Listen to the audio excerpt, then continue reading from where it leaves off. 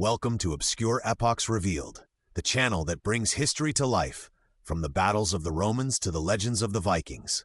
Here we dive into myths, cultures, and forgotten stories, concise, thrilling, and full of facts.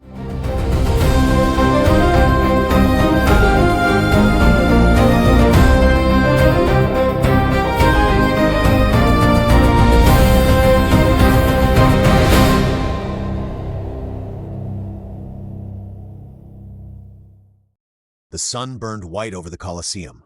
It was the early 5th century, and the Roman Empire was fraying at its edges. Barbarians pressed at the borders, the treasury was empty, and the once great cities teetered on the edge of decline. Yet in Rome, one thing still commanded attention: spectacle. The Colosseum, the grand arena built centuries before, still echoed with the cries of thousands. Crowds packed the stands, shouting, betting, feasting, and thirsting for blood. Two gladiators circled each other on the blood-dark sand, seasoned warriors accustomed to the dance of death. Their bodies bore the marks of countless fights, their eyes calm yet alert. The roar of the crowd rose to a frenzy, demanding one thing: death.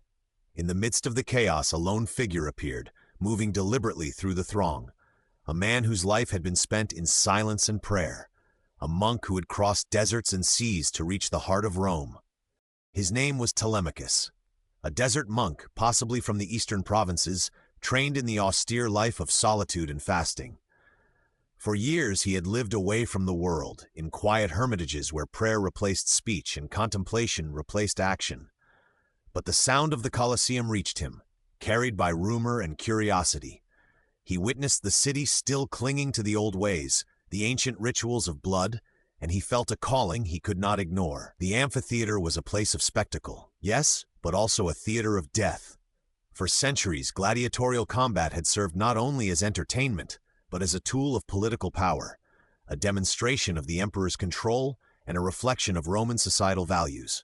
Yet now, as the empire weakened, it also reflected the brutality of a civilization on the edge. Telemachus entered the arena, stepping over the barrier onto the sand soaked with the blood of countless men. He did not hold a sword. He did not raise a shield. He came with only words and the courage to speak them. The crowd froze. The gladiators halted mid-step, unsure how to respond to this unusual intruder. The monk raised his hands and called out, "In the name of Christ, stop!" For a heartbeat, the arena held its breath. Then came the roar of the masses. Some shouted in anger, some jeered, some hurled stones. Accounts differ. Some say it was a soldier who struck the first blow, others a gladiator, others a frenzied member of the crowd. But Telemachus fell where he stood. He died not with the sword in his hand, but with peace on his lips. Witnesses later reported that even in death, there was a calmness about him, a quiet defiance that spoke louder than any weapon.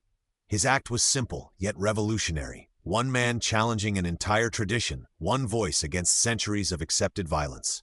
News of Telemachus' martyrdom reached Emperor Honorius, ruler of the Western Roman Empire. Honorius, already dealing with the pressures of a crumbling state, was confronted with a moral reckoning. The Colosseum, that symbol of Roman power and decadence, had claimed yet another life, this time an innocent one. Shamed by the killing and its wider implications, Honorius issued an edict. The gladiatorial games, the bloody spectacle that had endured for nearly 7 centuries, were to end. No longer would men be forced to fight to the death for the amusement of the crowd. It is uncertain whether the games stopped immediately or slowly faded away. But Telemachus' sacrifice is remembered as the moment Rome could no longer ignore the humanity of its citizens. Gladiatorial combat was more than entertainment. It was a statement of power, a ritual steeped in tradition.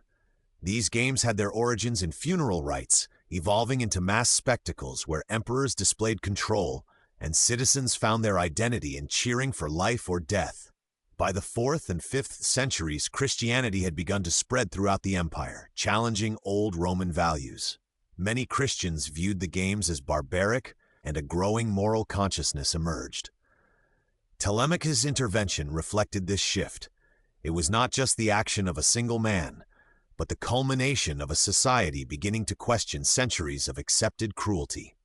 In a world where emperors once demanded blood for entertainment, one monk's courage made the state reconsider its values. History remembers Telemachus not as a warrior, but as a witness. One life laid down in a ring built for death, proving that courage does not always roar. Sometimes it whispers, insists, and endures beyond its mortal span. The Colosseum, which had stood for centuries as a symbol of Rome's dominance, now became a symbol of restraint. The games that had soaked the sand in blood were no longer a testament to power, but a reminder of what one person could do against injustice. His story lives on as a reminder that even in the face of centuries of normalized violence, a single act of moral courage can change history. In that sun-drenched arena, a monk changed the course of an empire. Perhaps next time you witness a crowd cheering for spectacle, you will remember Telemachus. You will remember the courage it takes to step forward, even when everyone else remains silent. If you enjoyed this journey, leave a like, subscribe for more obscure epochs revealed, and tell me in the comments, would you have crossed the line?